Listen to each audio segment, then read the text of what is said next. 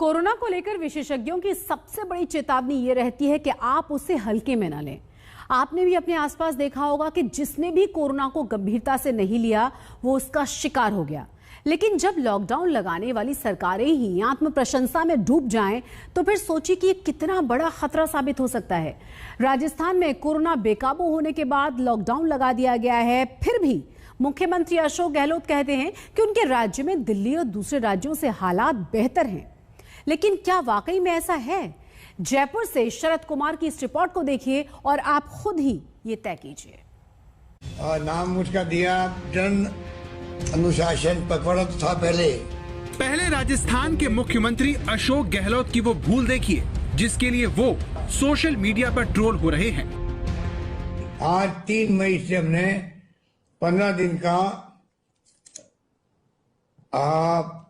जो लॉकडाउन लगाया, एक प्रकार लॉकडाउन की तरह ही है। वो नाम दिया उसका, हमने कह दिया और नाम उसका दिया जन अनुशासन पकड़ा था पहले, उसको हमने जोड़ दिया है एक प्रकार से थोड़ा ज्यादा।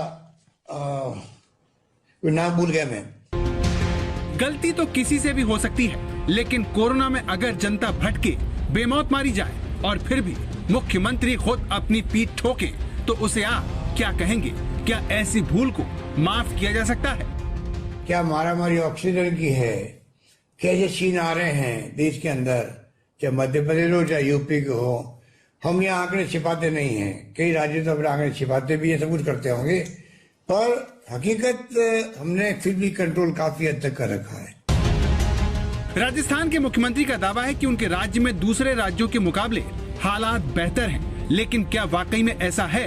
क्या राजस्थान में सभी को इलाज मिल रहा है? ऑक्सीजन की कोई कमी नहीं है? जवाब आप ये रिपोर्ट देखकर खुद ही तय कीजिए। सबसे पहले राजस्थान की राजधानी जयपुर चलते हैं, जहां राज्य का सबसे बड़ा कोविड अस्पताल है। नाम है RUHS।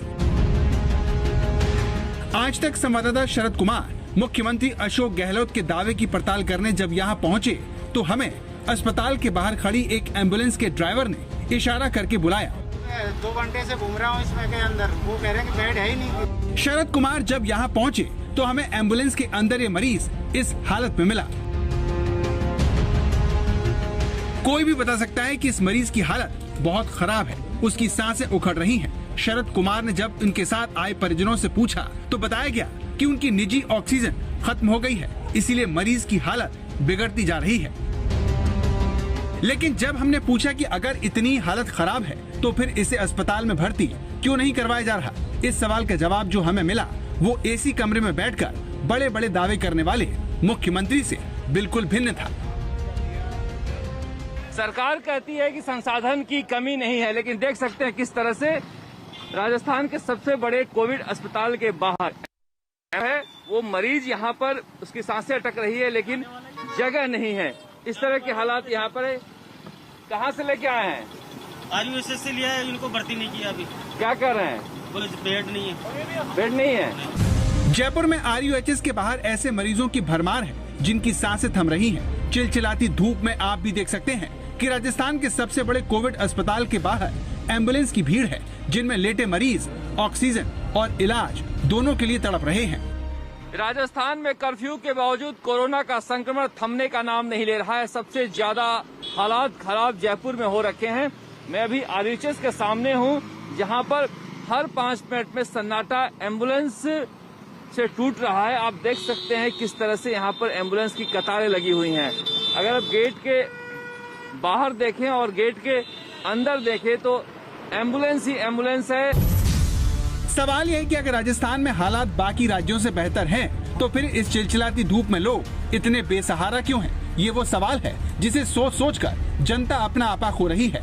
इसमें अमेरिका से आई ये NRI महिला भी शामिल है। कोई ऑक्सीजन नहीं है। This is terrible, terrible, terrible. My mother is sitting at home, 61 oxygen level. This is terrible. We are here from US and look at us. Going hospital to hospital, no bed, nothing. तो जयपुर के RUHS अस्पताल के बाहर corona मरीजों से भरी इन ambulance को देखकर तो नहीं लगता कि राजस्थान में हालात बाकी राज्यों से बेहतर हैं, क्योंकि अगर वाकई में ऐसा होता तो फिर एक भाई राजस्थान के सबसे बड़े अस्पताल सवाई मानसिंह में बिना ऑक्सीजन अपनी बहन की मौत का इल्जाम सरकारी सिस्टम पर नहीं लगाता। दावा है कि ये तस्वीर 2 मई की है, जिसमें मरने वाली महिला का भाई होने का दावा कर रहा तीमारदार बता रहा है कि वो पूरे जयपुर में बेड के लिए भटकता रहा, लेकिन किसी ने उसकी बहन को भर्ती नहीं किया। ये कौन है पेशेंट जो अभी खत्म हुई है? वो बहन है। कहाँ से आए हो आप? 25 साल की मेरी बहन है। भगवान, कहाँ से आए हो? हम यहाँ से निवाई से टॉप से गुंची से आए हैं, निवाई के पास। कितने हॉस्पिटल घूमे आप? हम 5वें छठे हॉस्पिटल में आए भाई साहब। ये यहाँ पे SMS का हाल है। जो मुख्यमंत्री अपने राज्य में लॉकडाउन लगाए वो उसका नाम भूल जाए तो ये समझ में आता है, लेकिन अगर जनता राज्य की राजधानी में बेमौत मारे जाने का दावा कर रही हो तो क्या मुख्यमंत्री की आत्म प्रशंसा का ये बयान उन्हें चुनने वाली जनता के साथ मजाक नहीं है? अरे माँ कहीं दिल्ली रहते हैं, रोज शाम को टीवी देखते होंगे, क्या क्या दृश्य आ रहे हैं वहाँ पर, क्या क्या वहाँ पर डॉक्टर लोग राय दे रहे हैं, क्या मारामारी ऑक्सीजन की है, कैसे सीन आ रहे हैं देश के अंदर, चाहे मध्य प्रदेश हो चाहे यूपी के हो।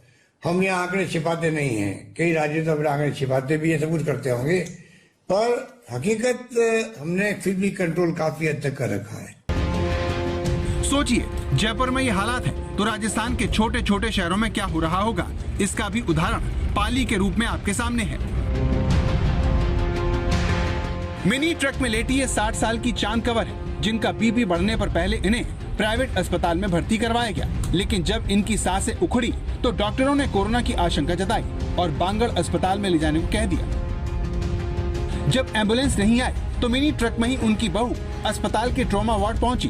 दावा है कि पहले यहां गार्ड ने काफी देर तक उनके साथ पूछताछ की और फिर उन्हें कोविड OPD भेज दिया, जहां से उन्हें दोबारा ट्रॉमा वार्ड जाने को कहा गया। इस तरह कोरोना के मरीज को 1.5 घंटे तक इलाज नहीं मिला और उनकी मौत हो गई। छाती में दर्द था, ये जिंदे थे, हम इसको डाल के 1 घंटा तक सदा हॉस्पिटल के बाहर और घूमते रहे, वहाँ कहीं उन्होंने एडमिट नहीं किया। ऑक्सीजन की हमारे को जरूरत नहीं थी तो भी इनको भर्ती नहीं किया।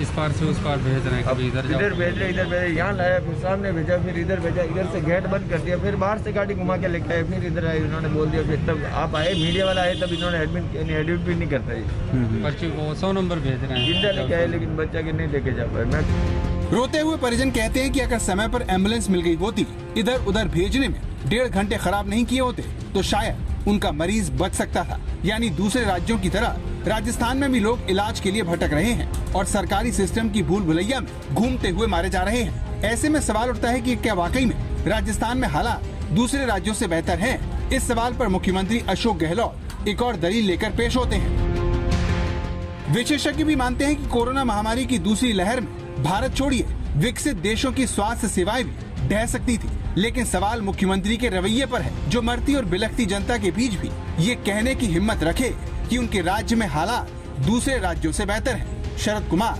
जयपुर, आज तक। आपने राजस्थान में भगवान भरोसे कोरोना के मरीजों का हाल देख लिया, अब आपको बंगाल से आज तक की पड़ताल दिखाते हैं। बंगाल में चुनाव खत्म हो चुके हैं और अब कोरोना की लहर पूरी रफ्तार से लोगों को संक्रमित कर रही है। खतरा बड़ा है, लेकिन आसनसोल के निजी से लेकर सरकारी अस्पतालों के बाहर पोस्टर्स चस्पा हैं कि बेड मौजूद नहीं हैं। सोचिए बंगाल में आगे क्या होगा।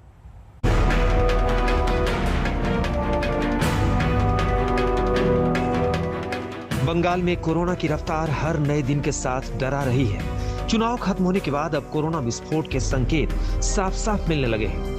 बंगाल में कोरोना के खिलाफ युद्ध की तैयारी कैसी है, आज तक संवाददाता आशुतोष मिश्रा की ग्राउंड रिपोर्ट से आपको समझ में आएगा। यह है आसनसोल का जिला अस्पताल।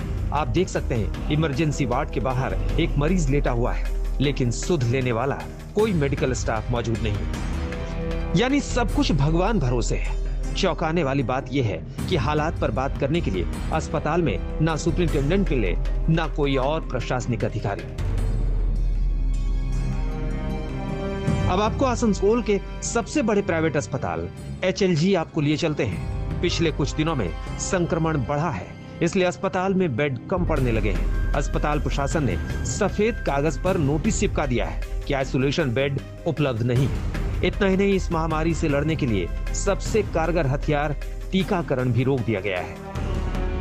बड़े शहरों को तो छोड़िए, पश्चिम बंगाल में छोटे शहर और ग्रामीण इलाकों की स्थिति सबसे ज़्यादा खतरनाक है।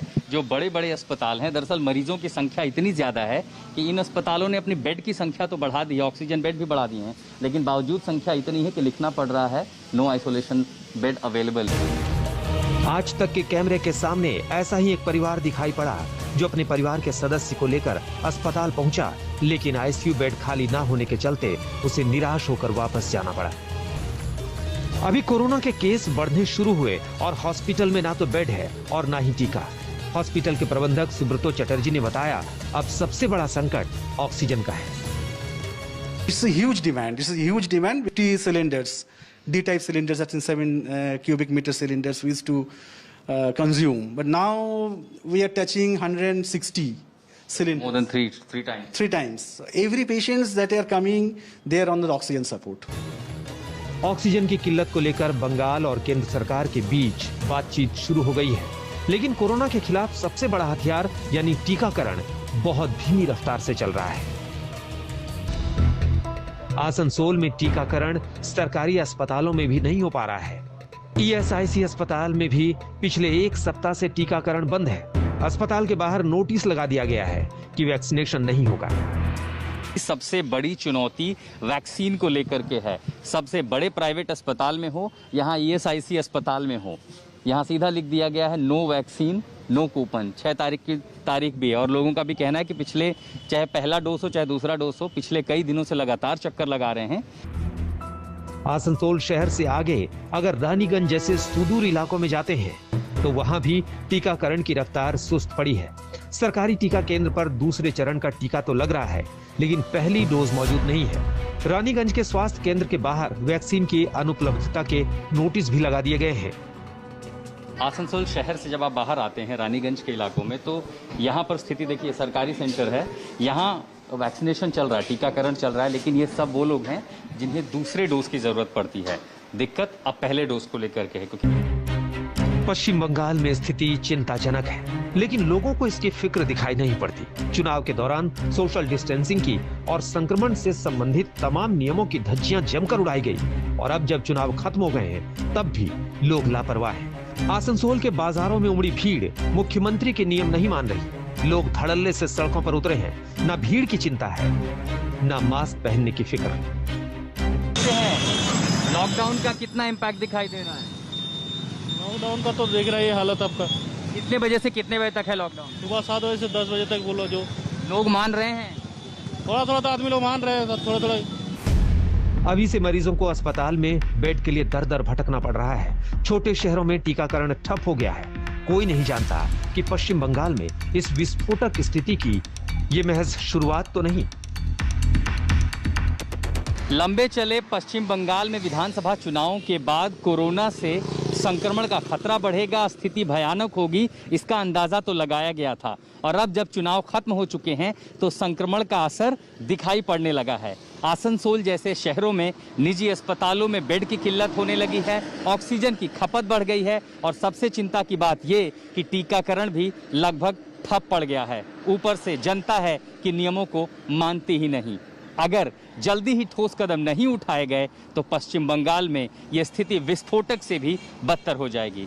फिलहाल ये ग्राउंड रिपोर्ट लेकर आसनसोल से संजय कुमार के साथ मैं आशुतोष मिश्रा, आज तक। और इसी के साथ हम यहाँ रुकेंगे एक छोटे से ब्रेक के लिए। आप बने रहे हमारे साथ, देखते रहे आज तक। देश भर में जब कोरोना वायरस की तीसरी लहर की चेतावनी दी जा रही है, गांव तक में कोरोना पैर पसारते नजर आ रहा है। जब कोरोना के मरीज एक एक बेड और वेंटिलेटर के लिए तरस रहे हैं, मर रहे हैं, तब बिहार में संसाधनों की बर्बादी का एक अपराध किया जा रहा है। आप ये जानकर हैरान रह जाएंगे कि जिस ऑक्सीजन और वेंटिलेटर के लिए विदेशों से मदद ली जा रही है, वही वेंटिलेटर अस्पतालों में बेकार पड़े हुए हैं। सहरसा में तो आपको बता दें कि 60 बेड के आधुनिक अस्पताल पर ताला लटका हुआ है।